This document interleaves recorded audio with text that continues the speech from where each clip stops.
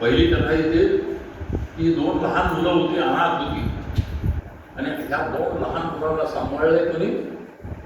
गौतम ऋषी यांनी आईला कोणती?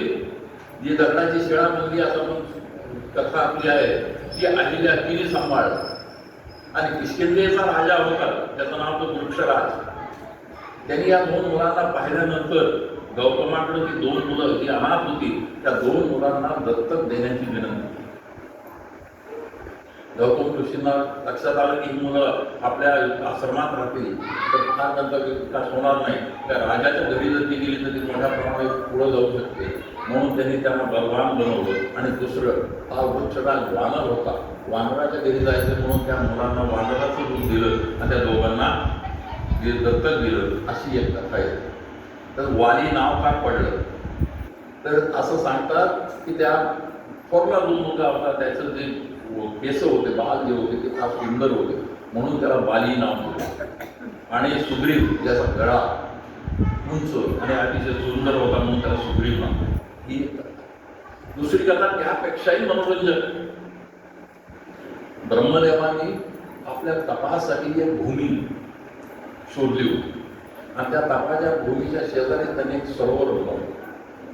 त्या तपोभूमीला आणि त्या सरोवरामध्ये कोणी त्रास देऊ नये म्हणून त्यांनी एक त्या ठिकाणी आज्ञा देऊन ठेवली होती की या सरोवरामध्ये कुणीही ब्रह्मदेवांच्या परवानगीशिवाय स्नान करू नये. जर कुणी पुरुष नर त्या ठिकाणी स्नान करेल तर त्याची स्त्री होईल, आणि जर स्त्री स्नान करेल तर त्याचा पुरुष. ज्या वृक्षराजाचं आपण आता नाव घेतलं त्याच वृक्षराजाचा इथं संदर्भ येतो. हा वृक्षराज जो आहे एक उद्दंड वानर होता, अतिशय बलशाली होता. आणि त्या बलशाली वानरानं त्या ठिकाणी त्याला समजल्यानंतर तो तिथं आला.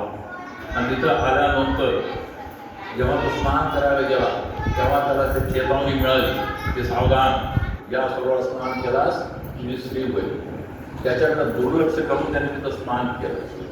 आणि जसं स्नान करून बाहेर आला तेव्हा त्याच्या त्या सुंदर स्त्रीमध्ये रूपांतर झालं. जसा ती ओलती स्त्री बाहेर आली त्याच वेळी इंद्र समोरून जात होते. इंद्र तिच्या वाहनवृत्त झाले आणि त्याच्यापासून बालीचे जन्म.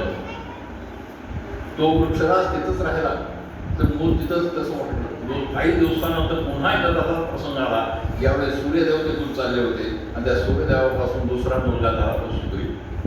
हे झाल्यानंतर त्या वृक्षराजाला पश्चाताप झाला आणि ब्रह्मदेवाची तपश्चर्या करण्यासाठी तो निघून गेला. जाताना ही दोन्ही मुलं त्यांनी गौतम ऋषींना सांभाळण्यासाठी दिली. अशा प्रकारची एक कहाणी होती. त्याच्यातून जे